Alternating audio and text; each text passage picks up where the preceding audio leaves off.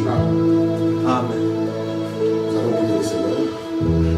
Seigneur Jésus, Dieu notre Père, te bénissons, nous élevons ton Saint-Nom.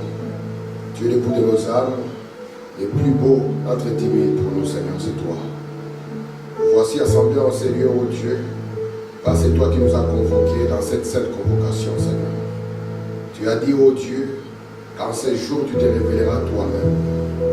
Et nous voulons cette révélation, Seigneur, parce que ton épouse est bâtie sur cette révélation, ô Dieu. Est-ce que mon frère, est-ce que ma soeur soit bâtie sur la même révélation, afin qu'elle soit identifiée comme étant l'épouse de Jésus-Christ. Je te remercie pour la présence d'un chacun ici en ce moment, Seigneur. Et nous avons une pensée particulière, ô Dieu, pour la sœur Josiane et pour le frère Jospin. Tu sais ce qui est arrivé encore dans leur famille, ô Dieu. Te supplions, ô Dieu, de réconforter leur cœur, de leur apporter la consolation, car c'est toi qui peux consoler au-delà des hommes. Ainsi, Père, alors que nous sommes ici, nous allons lire ta parole. Il est donné à un homme de la lire, mais il n'y a que toi qui peux l'ouvrir, Seigneur. Viens, ô Dieu, illumine notre intelligence, afin que, Père, nous ne puissions pas être aveuglés par les dieux de cet âge mauvais, mais que, ô Dieu, nous puissions être éclairés par la lumière du Fils, et que nous puissions le contempler, Père, afin, Seigneur, ô Dieu, d'être changés à la même gloire. Laisse que, Père, tu viennes en ce moment et que tu bénisses nos âmes.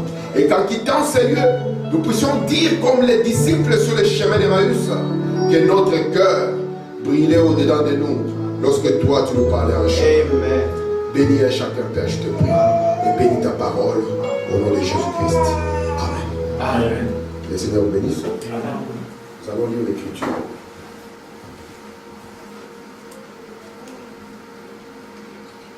Je vais lire dans Apocalypse chapitre 1er. Aujourd'hui, c'est la dernière fois que nous lisons dans le chapitre 1er, Dieu voulant. Parce que si Dieu décide qu'on relise dedans, il y a encore. Nous allons lire le verset 19 et le verset 20. J'espère que dans les jours à venir, Dieu nous permettra encore d'améliorer les choses ici et d'avoir une projection. Parce que j'aime beaucoup ça. Information, la projection, c'est bien. On va lire le verset 19 jusqu'au verset 20. J'espère que vous aimez cet endroit, non? Oui, bien sûr. Écris donc les choses que tu as vues, celles qui sont et celles qui doivent arriver après elles. Nous sommes au 4e étage. Nous sommes au 4e saut.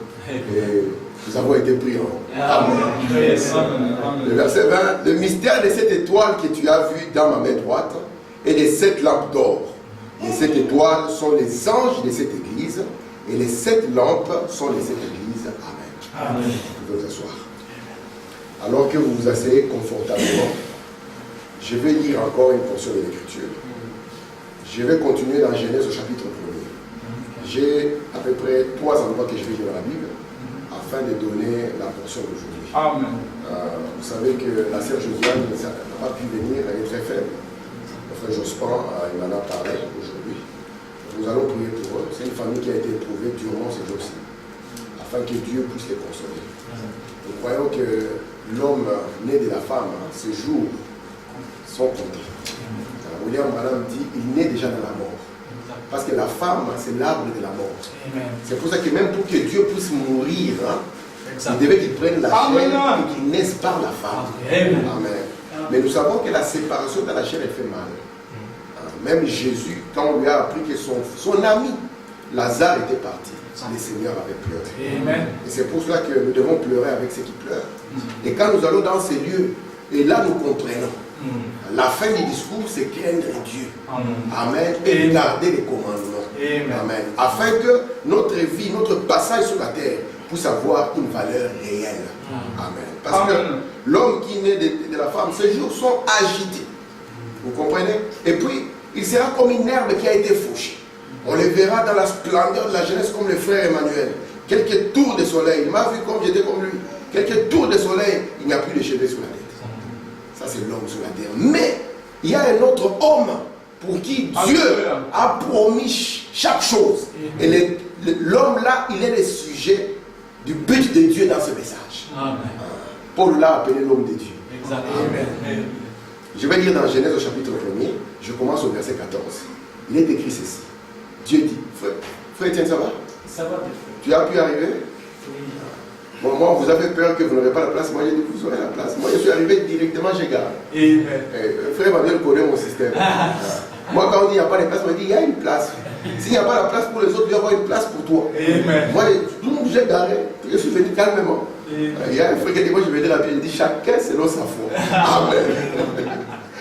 Au verset 14, il est écrit, Genèse chapitre 1er, Dieu dit qu'il y ait des luminaires dans l'étendue du ciel pour séparer les jours d'avec la nuit. Le rôle des luminaires, c'est séparer les jours d'avec la nuit. Que ce soit des signes pour marquer les époques, les jours et les années. Vous verrez que tout calendrier dépend du ciel. S'il n'y a pas de ciel, nous allons perdre automatiquement les repères du temps. Verset 15, qu'ils servent des luminaires dans l'étendue du ciel pour éclairer la terre. Vous voyez le but? Éclairer la terre.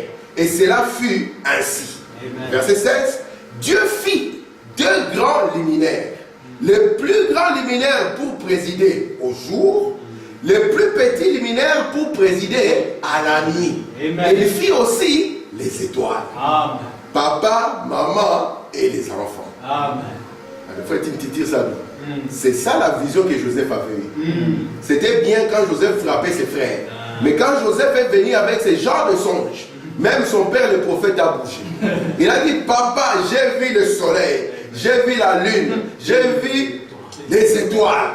Et remarquez, mon étoile et la lune et le soleil et tout le monde, ils sont venus, ils sont prosternés. Le prophète dit, petit, tu commences à dépasser les bornes.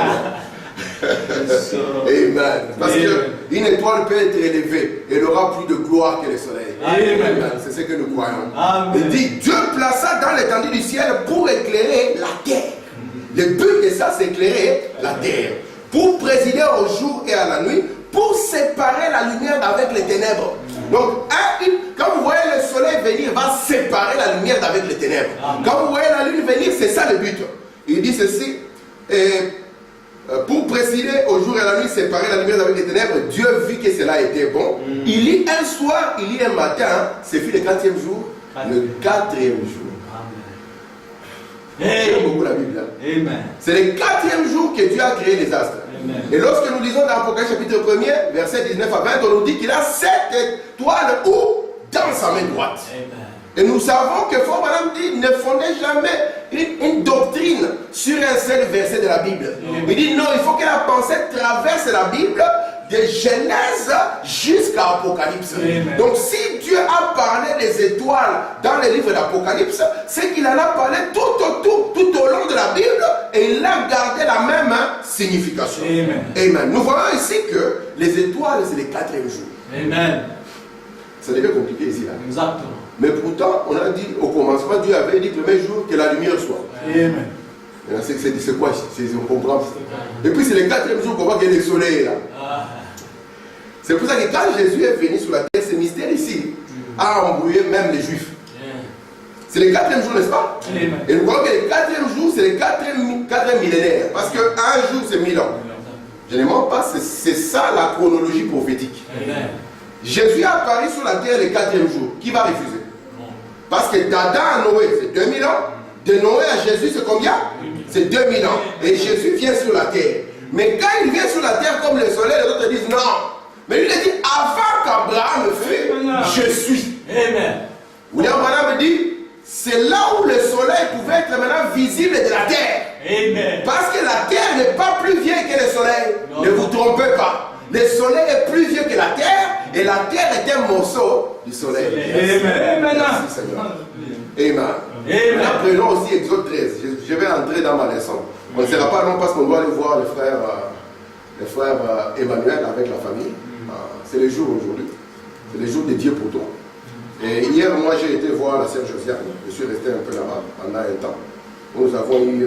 parce que quand il y a un moment de deuil, il faut venir avec la parole. Communier autour de la parole, c'est la seule des choses qui peut consoler et qui peut réconforter. Chanter un cantique, on n'est pas là pour parler du Congo, de Kabila qui va dégager, ça ne nous intéresse pas.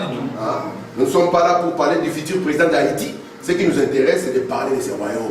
Parce que c'est là où il y a la consolation. C'est quand on arrive aujourd'hui dans les lieux de deuil, on trouve que les frères sont en train de discuter.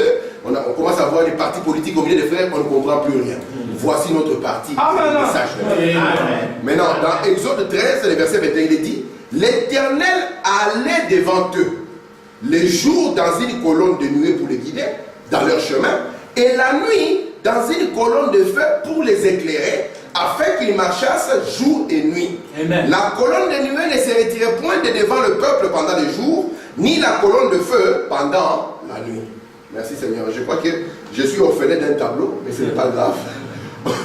On va améliorer tout doucement. Amen. Regardez maintenant, vous vous souvenez que nous avons parlé du temple. Je vais revenir un peu pour que Frère Emmanuel nous rejoigne, hein?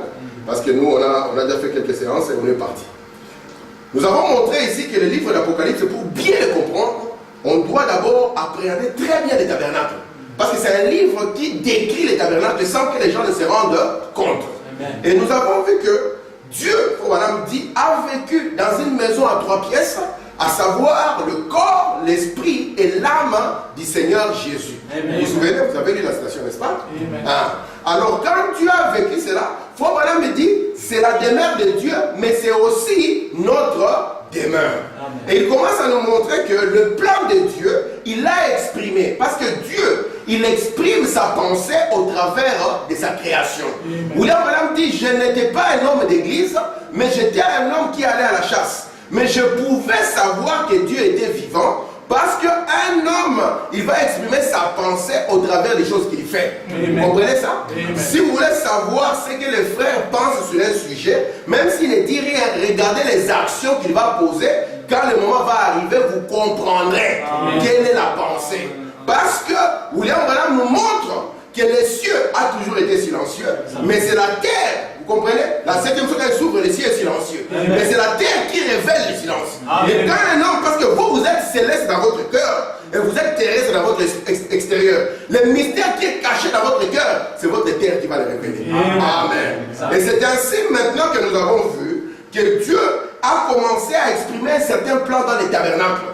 Nous avons vu que la première partie du tabernacle était appelée le parvis extérieur. Et dans le parvis extérieur, il y avait 2 éléments importants, à savoir l'autel des sacrifices et la cuve d'airain. Maintenant c'est bon, hein? L'autel des sacrifices et la cuve d'airain. Et tous ces matériaux-là étaient en airain. Et dans la Bible, l'airain représente le jugement.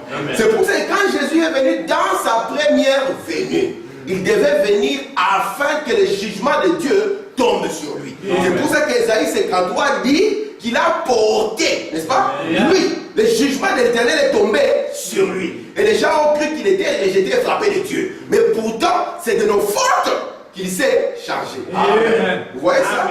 C'était ça la première venue du Seigneur. Mais Branham nous a lu.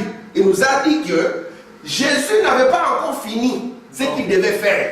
Parce que le tabernacle n'était pas que le parvis extérieur. On avait aussi les lieux saints et on avait les lieux très saints. Et nous vous avons dit que c'est les 3 parties. La fois Madame dit gardez toujours les 3 à l'esprit. Amen. Parce que Dieu marche toujours dans les 3. Amen. Le Père, le Fils, le Saint-Esprit. La justification, la sanctification, le baptême de l'Esprit. Il dit il marche toujours en 3. Madame dit c'est même la qualité de ceux qui se disent les croyants. Nous avons d'abord les incrédules, les soi-disant croyants et les croyants eux-mêmes. Et je vous ai dit maintenant que par rapport au tabernacle, tout dépend de là où vous vivez. Si vous êtes dans le parvis extérieur, ça ira bien aussi longtemps que vous aurez l'argent. Quand l'épreuve arrivera, tu diras frère Étienne, frère Étienne, frère, ça dépasse frère. Quand on était dans le monde, ce n'était pas comme ça, on était bien quand on était dans le monde. Mais quelqu'un qui a fait un pas de plus, lorsqu'il arrive dans le lieu saint, il faut pas dire dans le lieu saint, il y avait 3 choses principales. Au nord, on avait la table des pains de proposition. Au sud, on avait les chandeliers d'or. Et puis en face, nous avions l'autel de parfum. Amen. Vous vous souvenez quand l'ange est venu voir les papas, Zacharie, le papa des gens, il a trouvé à l'autel de parfum. Parce que c'est là où les sacrificateurs pouvaient faire leur service. Dans le parvis extérieur, tout le monde pouvait arriver dans les lieux saints. Les sacrificateurs, et dans les lieux très saints, un seul, l'élu, le souverain sacrificateur. Le premier-né, celui qui est entré là. Quand il parlait, tout Israël s'est taisé. Frère Branham me dit Nous croyons que les femmes ne peuvent pas prêcher, n'est-ce pas? Exactement. Vous voulez un témoignage de la Bible? Oh non, les femmes ont témoigné. Je dis, Branham, tu es fort. Quelqu'un va me venir, frère Branham, il y avait des prophétesses dans la Bible, mais c'est vrai. Déborah était prophétesse. C'est la Bible, non? Mais frère Branham, tu vois que les femmes peuvent prêcher. Le Branham dit, non, vous vous trompez. Le prophète dans l'ancien temps, parce que souvenez-vous, Moïse, il gardait les trois choses, comme je vous ai dit. Moïse, il était le prophète, le sacrificateur et le roi. D'accord? Et Moïse a détaché la sacrificature de lui et l'a offert à qui? À Aaron et à sa descendance. Et il a gardé la prophétie et la royauté. Et maintenant, quand il va transmettre ça jusqu'au prophète Samuel, le peuple va dire, écoute, on ne veut pas de toi. Et on va détacher du prophète la royauté et on va la donner à quelqu'un d'autre. C'est pour ça que Dieu voulait encore rassembler tout en Christ. Et c'est pour ça qu'Abraham me dit que lorsqu'il vient, il sera prophète, sacrificateur et roi. Et maintenant, quand il détache la sacrificature, il la donne à qui? À Aaron et à sa descendance. N'est-ce pas? Je ne suis pas encore entré dans ma leçon, Seigneur Jésus. Alors, quand il fait ça, il détache. Quand il détache, maintenant, il faut que m'explique. Il dit le prophète, il était le chef politique. Amen. C'est ça. Le prophète était le chef politique. C'est pour ça que chaque roi, même quand il allait à la guerre, demandait est-ce qu'on peut y aller? Oui, allons-y. Mais le prophète, mais quant au service religieux, c'était le souverain sacrificateur. Vous comprenez ça? Et Abraham vous dit montrez-moi un souverain sacrificateur femme. Tout est bloqué, tout est verrouillé, l'histoire s'arrête. Vous voyez que nous avons un prophète merveilleux. Alléluia. Merci Seigneur. Maintenant ici, lorsque on voyait les chandeliers, c'était ça l'étape suivante du ministère de Jésus. Lorsque Jésus était sur la terre, il était prophète. Nous vous avons lu Frère Branham de dire, il était fils de l'homme, n'est-ce pas? Et en tant que fils de l'homme, il était un aigle. Et nous pouvons dire, il était celui qui était. Vous comprenez? Parce que c'est celui qui était, qui est et qui vient. Amen. Après cette étape-là, Jésus n'a pas fini. Parce que lorsque vous faites l'erreur de lier Jésus seulement à la forme qu'il a eue en Galilée, c'est une grande erreur. Parce qu'il a dit, avant qu'Abraham fût, c'est ça le cas de Dieu, avant qu'Abraham fût, je suis. Et les gens qui liaient Jésus à la chair, ils ont dit, mais non, toi tu n'as pas 50 ans. Comment as-tu vu Abraham? Mais il a dit, Abraham a vu mon jour. C'est le jour du fils de l'homme. C'est Genèse 18. Abraham a vu mon jour et il s'est réjoui. Amen. Mais toi, ce n'est pas question de ça. Nous ne voulons connaître personne selon la chair. Mais nous voulons vous connaître comme les semences prédestinées, comme le frère Stanley a dit hier, les gènes spirituels du Père. Amen. Amen. Est-ce que ça va jusque là? Amen. Maintenant, quand avec Jésus, nous quittons la chair, Jésus dit, je viens du Père et je retourne au Père. Et William Branham dit, retourner au Père signifie quoi? Je viens du surnaturel, je viens de la colonne de feu. Amen. Amen. Parce que quand Jésus était sur la terre, on ne voyait plus la colonne de feu. Il était descendu sur lui comme la nouvelle Jérusalem. Jésus était la terre rachetée. La nouvelle Jérusalem est descendue et s'est installée sur la terre et c'est la terre rachetée. Amen. Amen. Et on n'a plus vu la colonne de feu.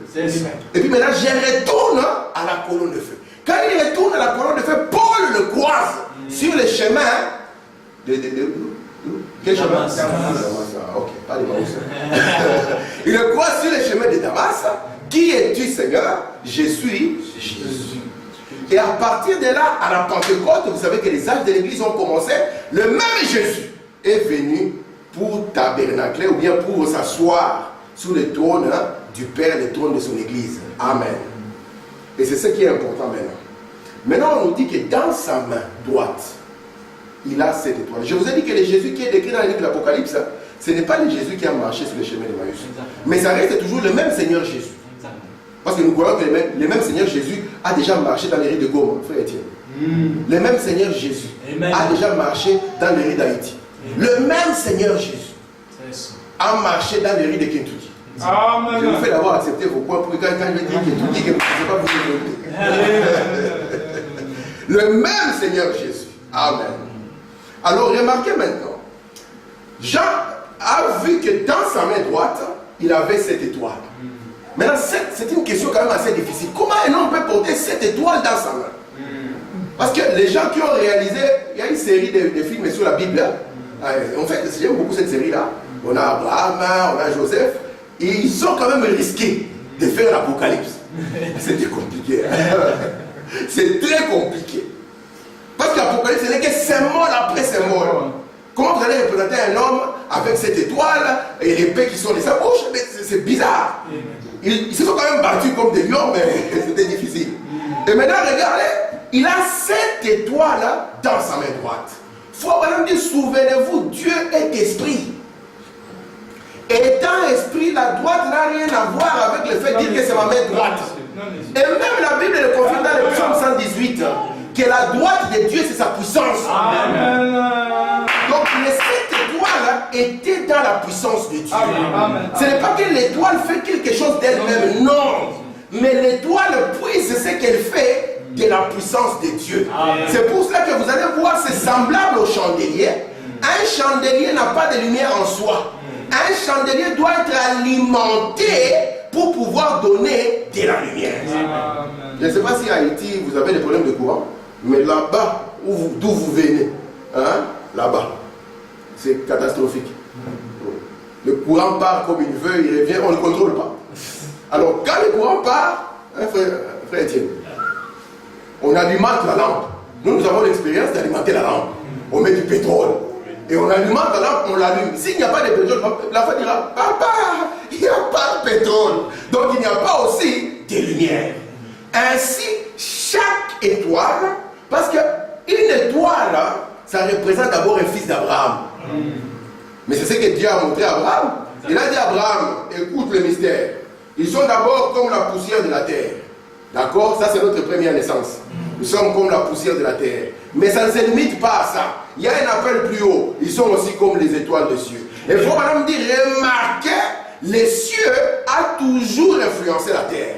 C'est pour ça que Jésus, quand il est né, les mages ont dit, nous avons vu son étoile, hein, vous voyez, en Orient, et nous sommes venus pour l'adorer. Il faut maintenant dire, l'étoile était en train d'indiquer où était le Messie. Et aujourd'hui, si vous voulez connaître où est le Messie, vous devez trouver l'étoile qui doit vous y conduire. Amen.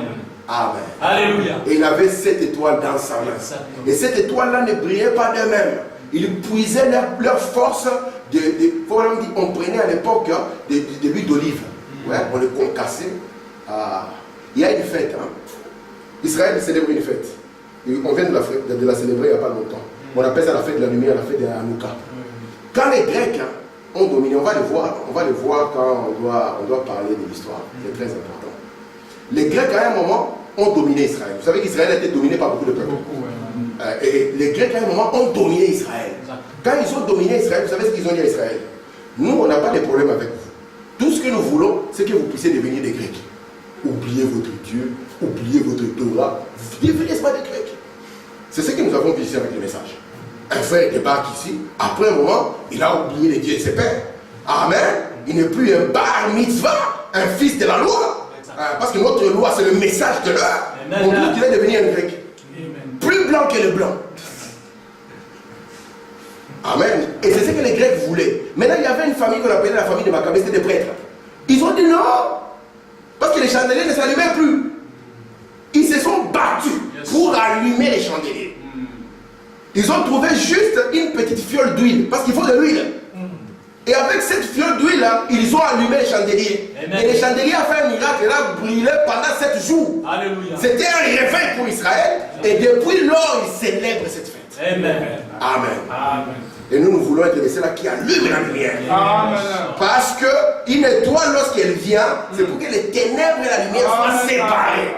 Frère, nous ne pouvons pas être des mélangeurs, non? Non, Dieu n'aime pas les mélangeurs. Dieu est un séparateur. Amen. Il sépare toujours la lumière avec les ténèbres. On dit, vous aimez les mystères, nous sommes des séparateurs. Amen. Nous croyons que les mystères purifient les gens. Amen. Nous croyons que les mystères les rendent saints. Nous croyons que les mystères ils leur donnent une vie sanctifiée. Amen. Amen. Les étoiles étaient dans sa main droite. Amen. Et ce qui est dans sa main droite, tu vas l'arracher.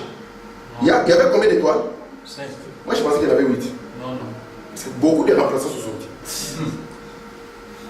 Beaucoup de messagers sont sortis. Branham a fait la plateforme pour moi. Moi j'ai un comme ça, un audacieux. Il a dit, c'est de moi qu'il s'agit. Il faut vraiment dire, Dieu ne parle pas comme ça. Prenez l'exposé, arrivez à l'âge de la Odyssée. Voyez, Branham dit, c'est moi. Jamais. Il dira, nous ne connaissons pas. D'ailleurs, il prie, Seigneur, envoie-les-nous ce soir. Oh. Jusqu'à 65, nous attendons. Malachie 4. Toi, tu attends la venue. Attendons, c'est Malachie 4, frère. Comme ça, nous serons équilibrés. Tout c'est Branham qui a dit. C'est pour ça que les plans de la rédemption est important. Vous savez quoi?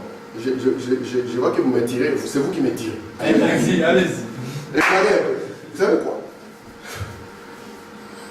Les disciples avaient constaté que Jésus était le Messie. Vous savez ce qu'ils avaient constaté? Que c'est clair, c'est le Messie.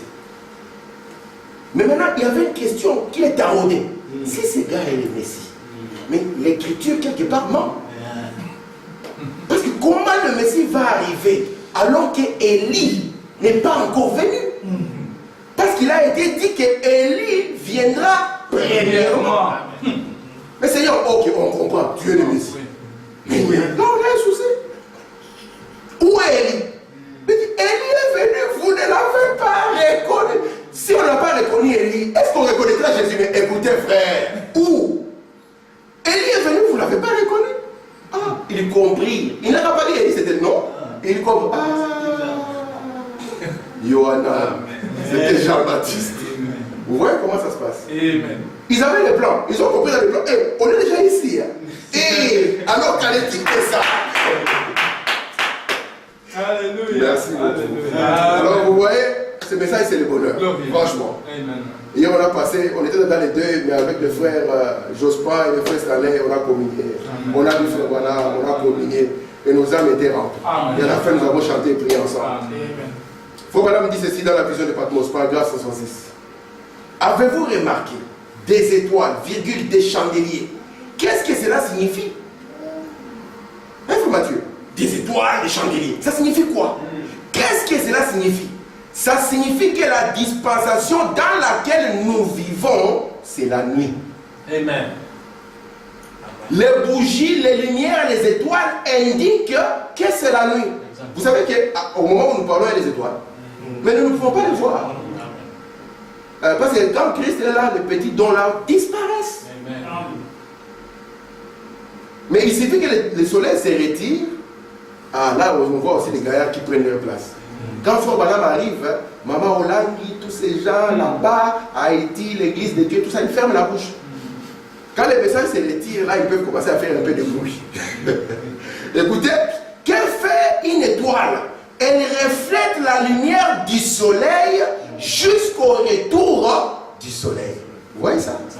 Et le soleil, Christ, s'est couché à la croix. Et quand il se couche à la croix, il ouvre maintenant le temps pour la lune d'église et pour les étoiles, afin de faire quoi? Afin de briller pendant la période qu'on appelle la nuit. Ce n'est pas une nuit de 24 heures. Quand il dit, écoutez, voici je viendrai comme un voleur dans la nuit. Alors chaque nuit, il ne faut pas dormir, frère. Il faut veiller. Il faut dormir au matin. Peut-être que le frère Emmanuel peut prendre des shifts de nuit au boulot. Pour ça, lui, il veille. Mais la nuit dont on parle ici, c'est une nuit prophétique. Amen, amen. Ça n'a rien à voir avec une nuit de 24 heures. On va en arriver jusqu'au point où Branham dit que l'enlèvement, c'est entre 6h et 9h du matin. Frère, tiens, prépare-toi. Je dois parler de ça. Et vous le montrez prophétiquement. Parce que maintenant, c'est 6h et 9h. Il y a un frère qui m'a dit, frère, 6h et 9h de Jeffersonville. Moi, je lui dis, pourquoi pas de Dixon? Ah, pourquoi pas de Jérusalem? Quand on étudie une chose superficiellement, on en tire aussi une compréhension superficielle. Et on aura aussi des conséquences graves parce qu'on a été superficiel. Essayez de faire un examen superficiellement. Vous allez voir les conséquences. Amen. Écoutez ceci. Branham dit, un véritable ministre de Dieu ne reflète pas la lumière d'une lampe de poche. Il ne va pas refléter la lumière de son ancien. Il n'a pas la peine. Le feu d'une allumette ou d'une paille qui brûle, il reflète les rayons dorés de Christ à l'église. Montrant qu'il est le même, qu'il vit et brûle en moi. Amen. Voilà la lumière qu'il reflète. L'étoile reflète la lumière du soleil. Ainsi, nous reflétons la lumière du Fils de Dieu, faisant la même chose qu'il fit, donnant la lumière. Quel genre de lumière? Amen. La lumière de l'évangile. Amen. Merci Seigneur. Yes. Donc, quand on commence à parler des chandeliers, ça signifie que nous sommes déjà dans la nuit. Amen. Frère, c'est la nuit. Ah, la nuit. Quelle est la preuve? Nous avons la lune. D'accord? Branham l'a dessiné en 6 phases. En 6 phases, hein? Il faut Branham a eu pitié pour l'âge de la Odyssée. Qu'est-ce qu'il a fait? Il a dessiné avec une petite lumière. Dieu a dit, je comprends ta pitié. Mais quand le pape, il faut Branham dire l'ennemi de l'église. Exactement. Je disais, on a envoyé des vidéos comme quoi le pape il va accepter la pédophilie. J'ai dit non, le pape ne peut pas accepter ça. Le pape, il doit séduire par la religion. Il doit garder la moralité. Exact. Il ne pourra jamais faire ça. J'ai dit ça, vous connaissez, alors vous ne connaissez pas comment ça se passe.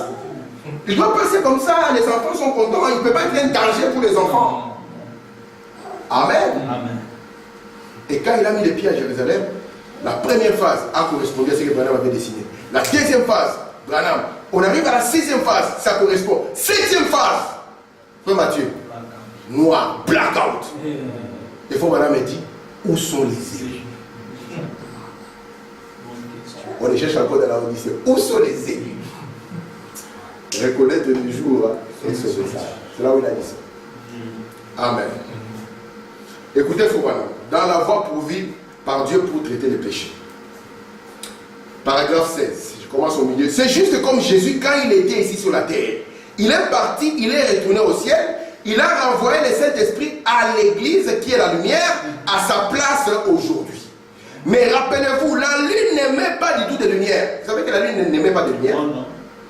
Le seul astre qui émet de lumière, c'est le soleil. Au besoin que si aujourd'hui notre soleil brûle entièrement, parce que c'est un soleil qui brûle, il se sacrifie chaque jour, il brûle l'hélium qu'il a, et la science dit qu'il n'est pas infini. Vous êtes avec moi? Parce que tout ce qui a un début doit avoir une fin. Si aujourd'hui notre soleil disparaît, la vie aussi disparaît. Il faut vraiment dire ceci. C'est parfait, mais rappelez-vous, la lune n'émet pas du tout la lumière. La lune ne fait pas. C'est toujours la lumière du soleil sur la lune. C'est ce qui se passe aujourd'hui. Ce n'est pas l'église, c'est le Saint-Esprit sur l'église qui fait cela. Non pas l'église, c'est la voie pourvue par Dieu. Parce qu'aujourd'hui, on a des églises qui émettent leur lumière. Au lieu de refléter la lumière du Fils, l'église est devenue avec sa propre lumière. Est-ce que l'église catholique n'a pas sa propre lumière? Est-ce que l'église catholique reflète la lumière du Fils? Je vous pose la question. Non. Sinon, qu'est-ce qu'on serait en train de faire ici? On serait tranquillement à la messe là-bas. Hein, maman, c'est Dominus Robiscum, tout le monde est content. Mais nous avons compris qu'ils ont leur propre lumière. Amen.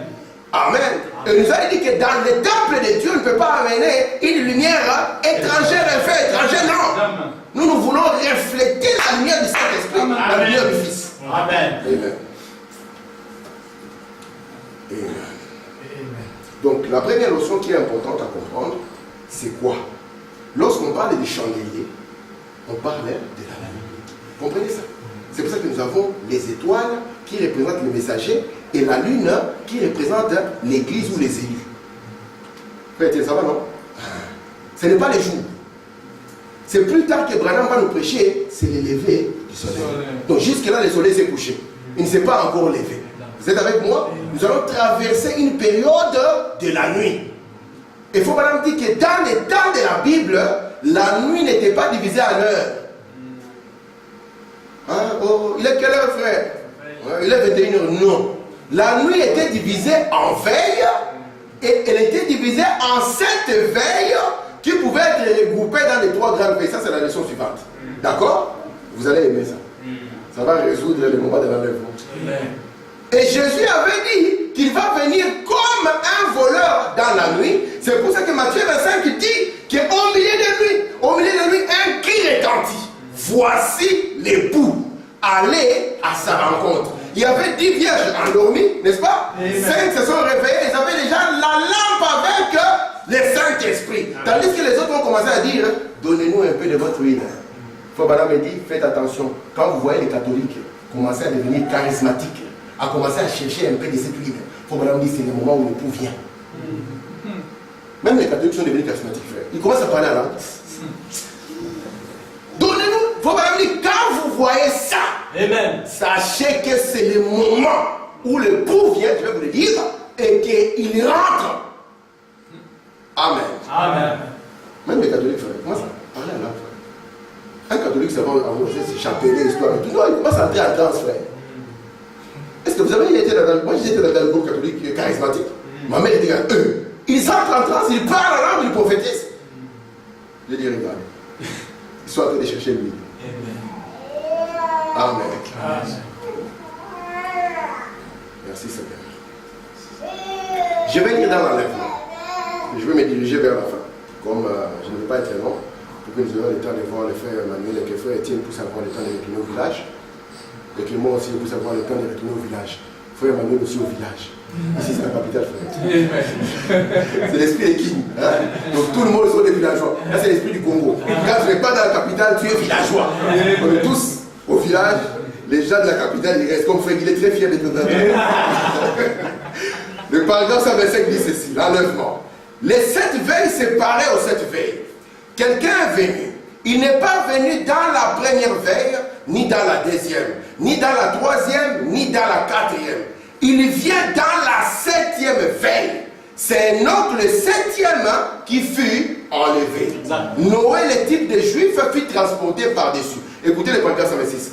Du temps de la Bible, pour parler au sujet de veille, les nuits n'étaient pas divisées en heures au temps de la Bible. Maintenant, écoutez attentivement, je vais me dépêcher parce qu'ils ont besoin de la salle. Ici, ils n'ont pas besoin. Non, la nuit n'était pas divisée en heures. Du temps de la Bible, elle était divisée en veille. Vous êtes avec moi? Regardez cela à l'esprit. Divisé en quoi? En veille. Mais on nous a dit, est-ce qu'il venait à la première veille? Non. Il vient à la deuxième veille? Non. C'est pour ça que Paul, quand il est sorti, parce que nous croyons que la première étoile, c'est Paul. Pourquoi la première étoile, c'est Paul? Parce que Paul dit que moi, comme Pierre a été envoyé pour les Juifs, moi, je vais vous lire comment est-ce que Dieu a appelé Paul la lumière du monde. Et je pensais que c'était Jésus. Amen. Vous allez voir que tous les caractéristiques de Jésus, on va les placer sur Paul. Parce qu'il n'y a qu'un seul médiateur entre Dieu et les hommes, à savoir Jésus-Christ homme. Oh, le mystère Jésus-Christ homme commence de Paul jusqu'à Branham. Parce que c'est eux qui ont le sang. Amen. Amen. Entre Dieu en colère et frère Emmanuel qui tremble, il y a un qui vient avec les sangs. Amen. Et il se tient comme médiateur. Merci Seigneur. N'est-ce pas merveilleux ce message? Si vous abandonnez ce message, je vous plains. Parce que il faut madame dire quand un homme a faim, il va manger même dans une poubelle. Vous allez vous retrouver en train de manger avec beaucoup d'appétit dans une poubelle. Et nous allons te voir, tes frères, mais reviens à la maison. Même le fils prodige, il était en train de manger avec les cochons. Tu manges maintenant avec les cochons, qui retournent toujours à ce qu'ils ont vomi. Et ils mangent tout. Au point qu'on a dit qu'ils ne sont ni carnivores, ni herbivores. On a dit qu'ils sont omnivores. Hein? Et ils peuvent tout manger. Et toi, tu commences à manger avec eux. À un moment comme ça, les garçons ont dit non, non. Dans la maison de mon père, il y a des choses plus profondes que ça. Ah, non. J'arrête. Je retourne chez moi. Je préfère même être un serviteur. Parce que vous savez la différence entre un serviteur et un fils? Il y a un temps où nous avons été serviteurs de Dieu. Là, nous sommes fils de Dieu. Les serviteurs, c'est quoi? Vous voyez le frère Emmanuel, n'est-ce pas qu'il travaille dans son boulot? À part les amours, tu travailles dans ton boulot. Les amours, on ne peut pas te révoquer. C'est à faire des fabriques. Mais là où tu travailles, si moi j'ouvre mon hôpital ici, je dis viens, c'est toi qui seras le chef. Je double ton salaire. Tu vas rester là. Parce que tu n'es pas un fils. Tu es un serviteur. Tu travailles pour un salaire. Vous voyez la différence? Mais un fils, il travaille pour son héritage. C'est l'affaire de papa. Même si papa dit, je ne te paye pas, c'est moi, c'est pas grave, c'est notre affaire. Nous nous battons, c'est notre maison. C'est pour ça que nous n'aimons pas Dieu pour l'argent. Nous n'aimons pas Dieu pour ceci, nous n'aimons pas Dieu pour cela. Mais parce que c'est notre héritage. Vous comprenez la différence? Un serviteur va fuir. Il dira, ah, là, me paye mieux. Je t'aime beaucoup, hein. Mais tu sais, j'ai des enfants. Et il part. Frère Etienne, si on le propose mieux en Allemagne, frère, priez pour moi. Amen. Amen. Mais un fils, il ne peut pas partir de la maison du Père. Yes. Même s'il essaie de partir, comment il reviendra? Amen. Parce qu'il s'agit de son héritage. La nuit est divisée en faisceaux. Nous allons partir de 21h jusqu'à 9h du matin. Et si vous faites attention, ça fera le tour complet de votre cadran. 21h à minuit. Vous voyez comment j'ai ça préparé pour projeter, mais ça vient. Donc 29 ici, n'est-ce pas? 21 là, jusqu'à 12, n'est-ce pas? De 12 jusqu'à 3, n'est-ce pas? De 3 jusqu'à 6. Ouais, mais là, la partie qui reste, c'est de 6 jusqu'à 9. Il faut vraiment place l'enlèvement là. C'est là où ça vient. Je vais vous montrer d'où ça vient et c'est que ça représente. Ouais, ça non? 9, 12, 3, 6, de 6 à 9. Il dit l'enlèvement sera et ça le matin, on verra. Amen. Amen. Est-ce que vous êtes satisfait? Amen. Moi, je me sens. Amen. Je vous aime beaucoup. Ah, je vous aime beaucoup. Parce que quand je sens, on vit avec son madame et on sent que l'esprit des gens reçoit. Amen. C'est la console. Même ces deux personnes, ça les console automatiquement. Alors tu viens dans une église remplie de gens. Frère madame, il dit, donc si tu tires tout le monde pour le monter, tu tires tout le monde. Quand tu arrives chez toi, il faut que ta femme te masse. Parce que le corps est malade. Merci Seigneur. Disons encore deux citations et arrêtons-nous. L'âge de l'église d'Éphèse. Or, selon l'écriture, il y a un ange pour chaque église. Et lorsqu'on parle d'un ange, ce n'est pas un homme avec des ailes. Frère Mathieu, un ange, ce n'est pas un homme avec des ailes, c'est faux. Le mot ange vient du grec angelus qui signifie messager, point. Amen. Si j'envoie quelqu'un vers toi avec un message, c'est un ange. Amen. Si tu le rejettes, tu as rejeté mon ange. Amen. Combien savent quelle est la signification du mot ange? C'est un messager. Donc si vous prenez le mot ange, vous y rajoutez étoile et vous y rajoutez messager, c'est pareil. L'étoile, l'ange, le messager, c'est la même chose. Amen. Écoutez, ils étaient des étoiles dans sa main. Dans sa main, ces étoiles devaient réfléchir la lumière de sa présence dans les jours des ténèbres dans lesquels nous vivons. Alléluia. De même que les étoiles reflètent la lumière du soleil sur la terre, afin que nous puissions nous diriger, nous, pendant la nuit. Amen. Amen. Il faut montrer maintenant que le Saint-Esprit venait pour oindre les messagers. D'accord? Il oint l'étoile. Et quand il oint l'étoile, l'étoile aussi reflète. Comprenez? Sur les autres. J'ai dit la dernière citation pour que vous puissiez comprendre. Amen. La dernière citation. Je ne vais pas faire comme Frère Koumbi quand il prêchait là-bas. Je l'ai suivi en direct. Il a dit, j'ai dit la dernière citation. Il y a une... n'est-ce pas que vous avez fait madame? J'ai dit encore une autre. Écoutez, dans l'âge de l'église de Pergame, paragraphe 289. Le message est adressé au conducteur de l'église, pas au pasteur. Le message est adressé à l'ange. Que Dieu vienne en aide à celui qui s'éloignerait de ces messages. Mais ce message a été donné à un ange, et l'ange était dans la main de Dieu sous sa direction, donnant la lumière et la puissance qui venait de lui, de sa main droite. Amen. Papa Emmanuel, il n'y a aucun pasteur qui équivaut à l'ange. Frère Tim, rien. Amen. Frère Patrick, zéro. Amen. N'importe quel évêque. Moi, je suis l'ancien de Bruxelles.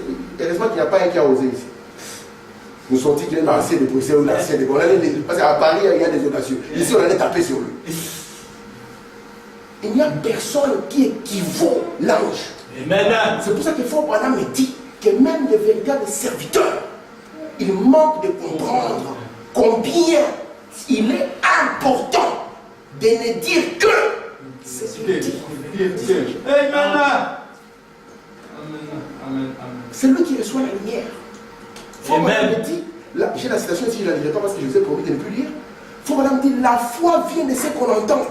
Ce qu'on entend refléter du lieu très saint. Donc le lieu très saint se reflète dans le messager. Amen. Bon, il dit refléter du lieu très saint dans le messager de l'âge. Amen. Donc rejeter le messager est très dangereux. Frère, tu vois comment on a synthétisé les agents. La première étoile c'est Paul. Et toutes les autres étoiles, on va les voir après, prendront leur modèle sur Paul. C'est pour ça que Paul a dit, frère Matthieu, si quelqu'un proche est notre évangile, que ce que je prêche, il qu'il soit maudit en la terre.